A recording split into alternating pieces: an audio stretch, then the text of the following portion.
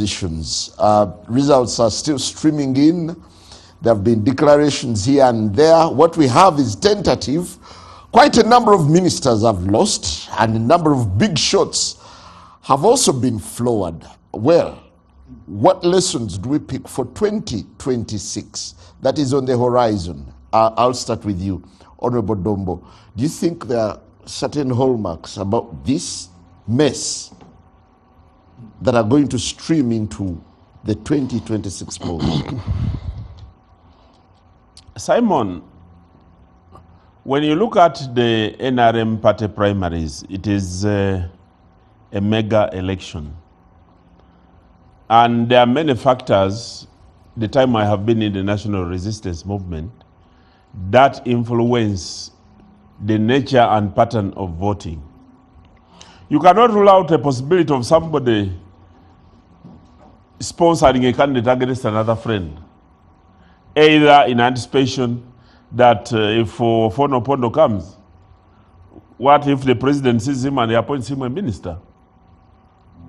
What if he comes and appoints him a minister? So people begin sponsoring individuals against the other or supporting others' opponents so that they can create an advantage for themselves. Is it true that sometimes even the opposition infiltrates? You know, I don't know whether you support football, whether you have any football team that you support.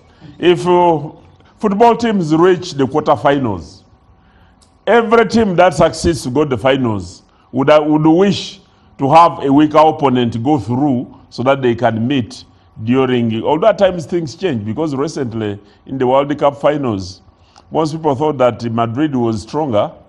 Chelsea came as an underdog and went and beat PSG. And even in politics, things are like that. You may wish to get somebody whom you think is weaker, but unfortunately somebody comes up and dislodges somebody who has been great. There are many things that influence what comes out in the voting. And also, we need to work hard, strongly hard as a party, because although somebody has won, because of the nature and level of acrimony, there is a possibility that somebody may get so much angry that he may not want to support a flag bearer because of the acrimonious relationship they had in the primary elections. So this gives us a lot of work as a party to go back and talk to our members to come and help us. But you should know that the nature of violence that has happened in the primaries, it is something that must be watched in the general elections. Because those that have abused, we need some deterrence mechanism by the police so that people know that getting into violence is not something that must be. If I could interrupt you, are there any areas that you've cancelled or post whose election you've called off? That one we can only know tomorrow morning, because right now the situation is still unfolding. Our members who are on the ground are yet to come up with the final position. In many areas they are still tallying.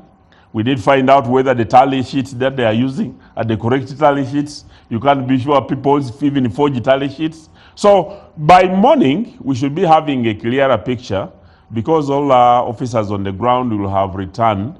And then too, we shall also wait to see whether there are any petitions, because the president has constituted a team of lawyers who are going to listen to the petitions.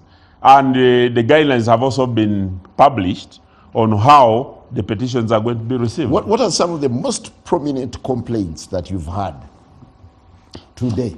One of the important things that is going to come up, the elections were supposed to use a register. There have been rumors, I don't know whether it is true, where people say that in some places they haven't used the register. That is something that will have to be resolved by the tribunal. Secondly, there are people who say they are not on the register. If you're a candidate who was nominated, ordinarily you shouldn't have been nominated if you are not in the register.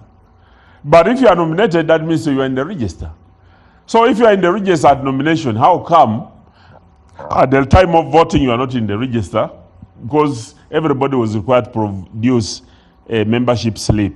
Those are issues that will be resolved by the Electoral Commission. Then finally, the social media is awash by people who are using money. Were these members of the opposition who are trying to influence the outcome from our side? Was it members of NRM who are trying to bribe and abuse? Because this is an offense to do bribe. So these are issues which the tribunal will have to look into and resolve according to the regulations and guidelines as have been provided. Even somebody stands and says, in the village, everybody knows he's an associate candidate of Fono, but is not appointed in writing. So even if you say Ssemujju is distributing money on behalf of Fono, how do you prove? So those allegations are there, and they will come. Honorable Dongoto, do you imagine this is an election that is giving the opposition some bit of reflection and the managers of elections, especially as we head to 2026? I think this was not an election to some extent. It was a selection. We should not misuse words and start saying it is an election. I isolate like 4 constituencies, like in Ajumani, where we have Moses Ali. Who selected him? But he was even sleeping in front. Yeah. While people were lining up. Yeah. That's Yeah, that's okay. It's okay. Look at the constituency of Vice President Jessica Lupo. Look at the constituency of Rebecca Kadaga. What happened? These are individuals who come with lead vehicles, with escorts, with motors, with RPGs. And you expect the local man in the village to go and line up freely. People will say, in the evening, they will burn my grass thatch house. Look at Gulu, where generals were involved in ensuring a musician fails election. They deleted in Badega Laibi half of the register. People want to vote. So now what is happening ahead of 2026 in Gulu? This is an allegation. It's not an allegation. It's the only city, by the way, where the police had to roll out full blast. This evening, if you are in Gulu, you may think Joseph Kony has come back. Full blast. But Simon, with the military. You know that my brother Odongoto was the lead campaigner for somebody contesting in the NRM primaries. What was his interest? That is called cross-pollination. But that is cross-pollination. But that is not the point. The point I'm saying is, for you to expect a free and fair election, when you have a person like Moses Ali, I've been to Ajumani. I've asked people, can Moses Ali best represent you? They say, no, ours is respect. This is an elder.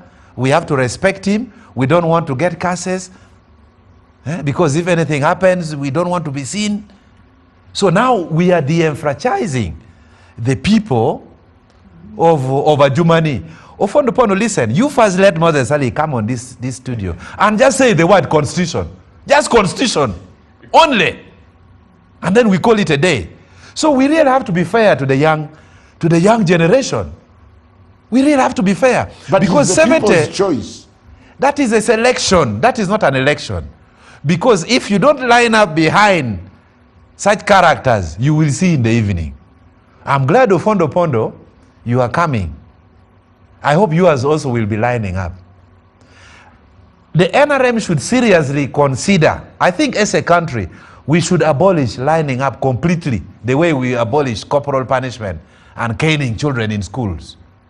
Because it is going 100 steps backwards. Ask the victors. We may have to adapt the system of Sweden, where we vote and the parties designate MPs.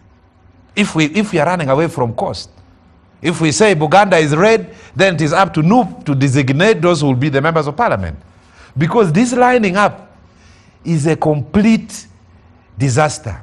Now, as we go towards 2026, with authority, actually will slip, basing on what happened today. It will slip towards the opposition. They have messed up Gulu municipality. In Kitgum, it will retain the NRM. It will not slip, but they will definitely slip towards the opposition. People are now saying, we are now not part of you. We are going where they like us. So the primary... because the candidates will campaign according to him. No. I think the people don't believe there is fairness, especially when they are giving out money. For example, these NRM MPs, this would be very disturbing information. 186 MPs, 186 went and picked money from moneylenders, from a moneylender in Parliament Avenue. That in November, in September, when they give them the refund for fuel, then now they will refund the Indian. So this commoditization, this where you give groceries, sugar, soap, salt, for heaven's sake, the election of Gulu should be nullified without even wasting time. Someone giving money in a line, that just go and line up that side, go and vote. This election should be nullified. We should not encourage where the highest bidder takes the day. This is serious because there are no longer issues. No, but this has been a common trait, and it's been an enduring complaint forever. Honorable Dombo was saying we spent 13 million, Billion. then billion, then later he changed to 12 billion. I don't know whether it was a slip of tongue. And when he was talking, Ofondo Pondo was nodding next to him. Do you know how many Panadols and aspirins 13 billion can put in health centers all over the country? Do you know people dying in government hospitals? I know of government hospitals where only the mortuaries function well. All other departments. And you are spending 13 billion to go and line up. Lastly, in 1984, Obote, President Obote, visited us in Negri Primary. I was among the choir. I was quite a good singer. And at that time, we were told the minister was also coming alongside the President Obote, Ephraim Kamuntu. We prepared for 2 weeks. Now today, in the year 2025, Ephraim Kamuntu is bouncing back to be an MP. I think that's getting personal. No, it's not personal. Someone I sang for in 1984 when I was in P1. So when are we going to leave way for the younger generation? Isn't that what the Constitution says? No, but we have to, not everything should be in the Constitution. We should be fair to the young generation. Rebecca Kadaga opened the first law firm, in the first female law firm in 1993. And today, they still want to be candidates. I think people should have shame. Well, even me, who is young. Can I ask him? Yeah. Because we were in parliament with my brother, and when he lost the election, he swore never to make a comeback. Yeah. But I've heard that he's trying to make a comeback. What are you going for? If Ofondo Pondo, who cannot even run around the football field once, is coming back to parliament, what about me who can run 20 times? No,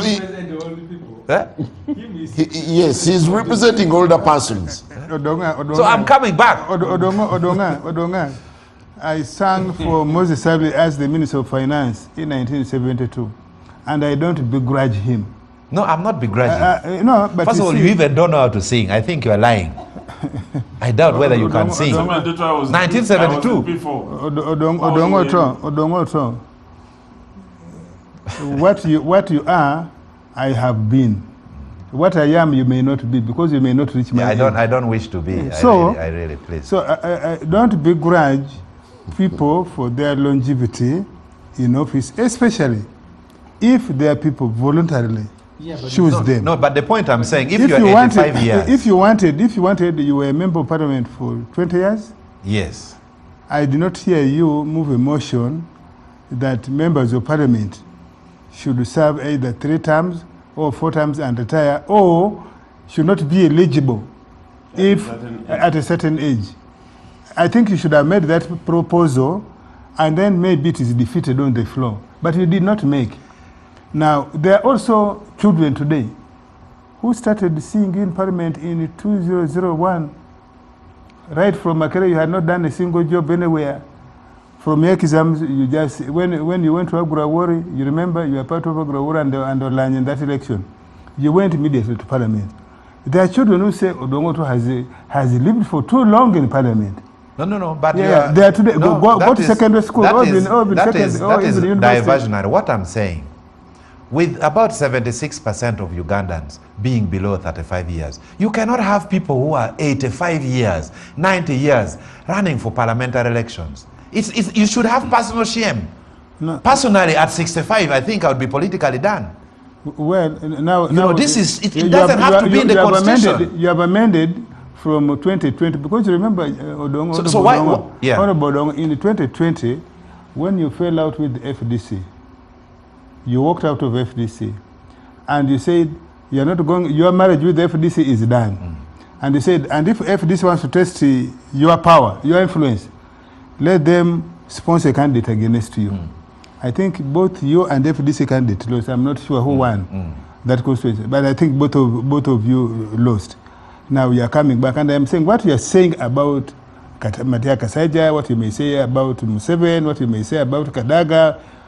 There are children in universities today who also think you have outlived your welcome. There are people who think Ofon has outlived has stayed beyond his welcome. But the Constitution allows those people, allows us to make those come back. If you want, simply organize against Moses. Mentor their young person. Just in conclusion, the point I'm saying, this is not personal. Moses Ali, I've done legal work, I've been his lawyer. We were in law school together. I remember we were called for oral exams, but they respected him because he was sitting in the compound with a pillow, the escort behind him. So the lecturers were kind to not to follow the alphabetical order. They say they called the prime minister to come. Say, sir, we want to finish you. Maybe you have other government business. And he refused. He said, I think there is a plan on me. Let me wait for my time. Because he was not sure of the kind of questions he would be given. But what I'm saying is, there are certain things which are not written in law. Yeah, but does this matter as we go into 2026? It matters because how can the future of the country, how can the future of the country be in the hands of those who cannot live for another 10 years? This should bother everyone. This is suicide. It's like a 90-year-old man booking a 1-year-old girl that when she reaches 18 years, she will marry.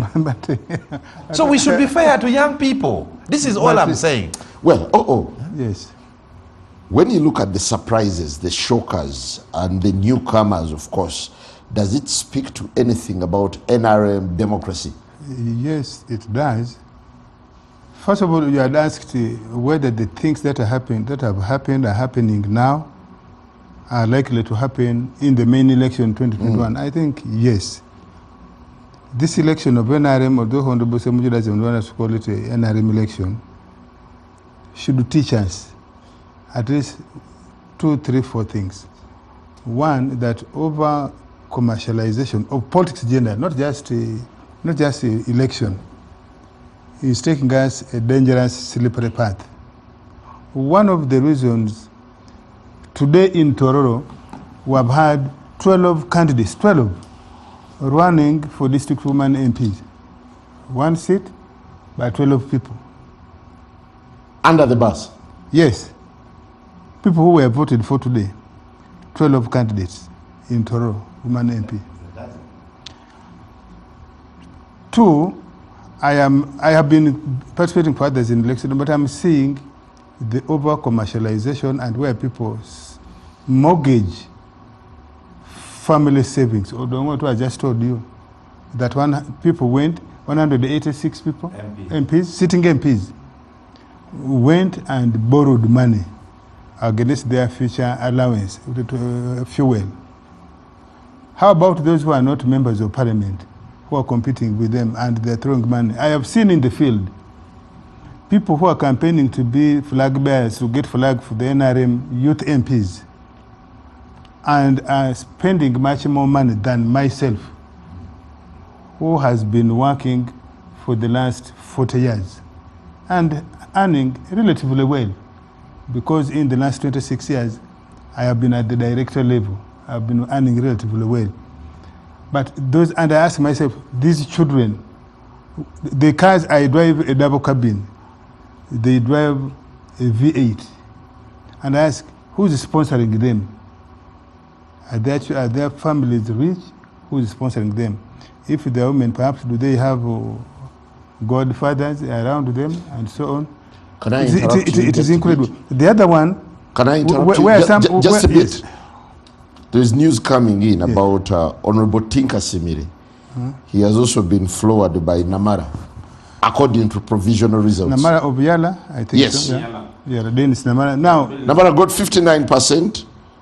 Tinka got 21%. Now, the person, for example, I'm running with is a sitting member of parliament, and says, it tells delegates, I'm going to bring buses for you 6 days before elections. and I will keep you in a hotel, a good hotel in Kampala, and on that basis, he wants to be like. So things like those, violence, we need to watch for the main election. Can anything be fixed between now and then? I think so. All depends on the government and particularly the NRM party. If we get 2-3 people and we make a good example of them, for example, the bribery or instigating violence, and we make good example by saying, you are not going to run. We have cancelled your election. You are not going to run for election in NRM. If you want, you can go and run as an independent. But we have been holding people with the kid gloves. I think we can make a good example. Like the case of Odongo was saying, if we can have proof, because like these things on social media, photographs where candidates are themselves distributing money, either at their campaign rallies or on voting day. I think we need to make a few people good examples, and that will deter a few people. How about militarization of elections? That goes together with that. You remember when we had the spate of shootings in Kampala, and ministers were profiled as high targets, high valuable targets for criminals, and many of them, including MPs, were given personal security, police, some of them police, some of them army. Apart from status symbol, many of them have taken too far. This case Honorable Ssemujju is talking about, of policemen in uniform, in the Chu, in Kamuli, needs to be investigated expeditiously, and we identify they were on whose line. Were they directed by their command, or were they somebody's personal detail? And they were told to stand, and then the election officers couldn't chase them away. And to make that person an example. The other area, in my view, is election officials. I don't think fiddling with the registers. One of the things you asked Honorable which you tried to explain. We have had disputes about the register of NRM up to this morning. Even where the register is there, a candidate probably fearing elections, fearing to lose, raises frivolous complaint about a register. He says the register have been infected. Many of our people, under the guise of mobilizing for NRM, went and mobilized school children, particularly secondary schools. And today, in many places, you could see part of the fracas you saw. If I added school children, 800 of them in a register in one village, 800. Now they come and say all of them should register. No, none of them wants to cross-check the details. One of the places in Tungamo today where Honorable Yona Musingu's the MP was seen with the truncheon chasing people. It was a baton for police. A truncheon was baton. Yes, and now the issue was that there were people outside the gate who are saying we must also be allowed to vote. They did not want the register applied at all. Now, once you have that crowd, you are only 2 policemen with 2 election officials. There's no way you can withstand that crowd. You just give away and say, okay, all of you come and vote. And that happened in a number of places. Unfortunately, maybe they were not captured on a credible record. So it will be something that it is neither here or there. The lawyers will ask you whether it is admissible, whether that evidence is admissible. So, but there are many things this election can teach us. Yes, it can teach us. But I really think it takes 2 to tango. Initially, we had encouraged. Our regulation says joint candidates campaign. There would be nothing wrong, people going for joint candidates. But you saw along the way, people just abandoned. Because you go there, somebody wants to insult you. And that's where a fracas starts. I wouldn't mind having my opponent coming on this show and we debate what we want to do for other persons, or what we want to do for Ugandans, or how we can strengthen NRM voice in Parliament. But people don't want that civility. But I think what has happened in NRM can teach us a lesson. What can we avoid? Well, Honorable Ssemujju, do you think NRM has now raised the bar or set the yardstick for 2026? I am not seeking to contradict myself. I said earlier, I don't consider this as a party NRM election, because the NRM and the state have become one. Did you see anyone from the Independent Electoral Commission in this election? Did they need them? I saw police, I saw military, I saw ministers in government vehicles with bodyguards. So the entire state infrastructure has organized and participated in NRM, so-called NRM primaries. So so there is no bar that NRM is setting. Let me tell you, even if you're not an economist, if you sit down and calculate the amount of money they have spent, anyone who pays taxes in Uganda should be worried that these fellows have capacity to deliver voting material to all these areas, pickups. They are able to, because when we are making a budget for the security organizations, we never had a budget for NRM elections. In fact, if you want to know, in the general elections, police alone has asked for 350 billion. For elections, specifically. Then you can do some mathematics. How much have they spent policing NRM elections? The military asked for more. Ask yourself, how much have they, and then the capacity of our forces, that this police with all the equipment and vehicles that can't police an NRM election, and you need the military also to participate. So I am more worried about the privatization of the state. I saw people on social media very creative. There's a footage that election materials have been delivered in Zimbabwe, and this was all Chiboko on pickups. They're offloading sticks. And someone said the election materials for Zimbabwe are being delivered. So the militarization of our lives, that even for a simple exercise of people lining up to choose a flag bearer. So does it paint a grim picture of what 2026 will be? It tells you actually that it will be worse. Because if the contest between Ssemujju and Rwashande, because the insurance that Ssemujju has is that he says, I support Museveni, and he puts on a Museveni portrait. So they don't want to injure a person who has a Museveni t-shirt.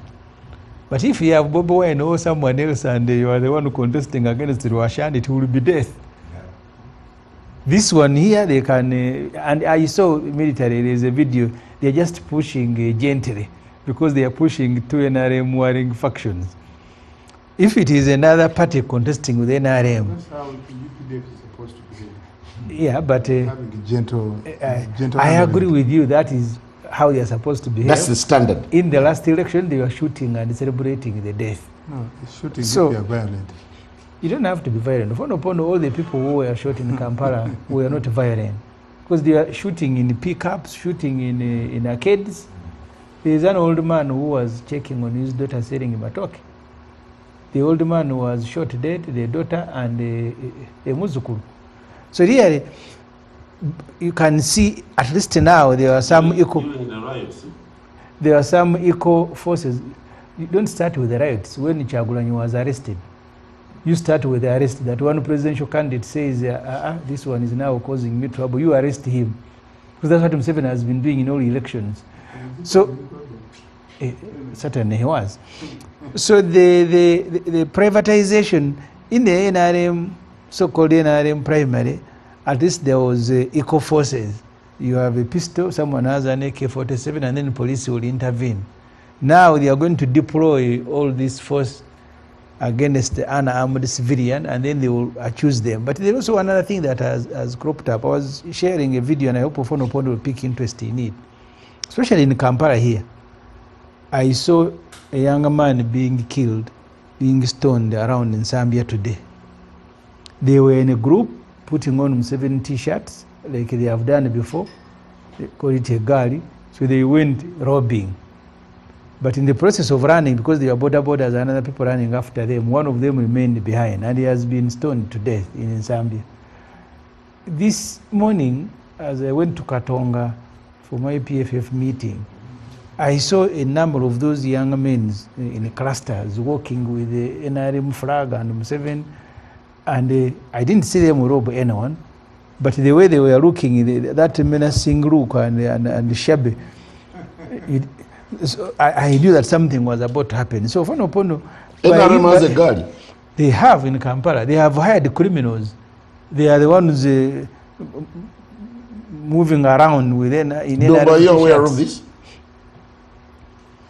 You know, President Museveni, when he took the oath as the president of Uganda, he's the president of everybody, including people like Ssemujju and all the notorious people who are in town. It is the responsibility of a sitting government to ensure that we work as much as possible to remove the criminal gangs by creating alternative sources of income. So the president deployed the General Damulira, Major General Damulira, to go and ensure that he detoxes. As he fights against criminality, he must fight and get those people out of criminality and try to rehabilitate them. That is a process that's not easy. At times, they have created bigger problems than the good intentions we want, but definitely as NRM... So these are part of you? And as government, we cannot give up. Okay, these rogues are part of NRM? I think some of them are. I think some of them are. The pattern which is happening is, it would be an overstatement to say the NRM has recruited rogues, because I saw the way they arrested the other ones that were robbing people and the way they were arraigned in court and taken to prison, those ones who are in yellow. It points that the NRM cannot tolerate that. But what I think is happening, the criminals are more comfortable in yellow. No, they can abuse it. I think they are comfortable in yellow. Okay. And I need to be very careful as you see doubles in yellow, yeah. That, I mean, or told that NRM cannot tolerate. They were embarrassed. They attempted to distance themselves. You wait and see if they are going to be prosecuted. That's when you will know that because you see, Museveni is a human being, and he wants to die in office. He will stop at doing nothing. I mean, you saw in him in Mbari, giving money to a circle of sex workers, which is a criminal in the penal code.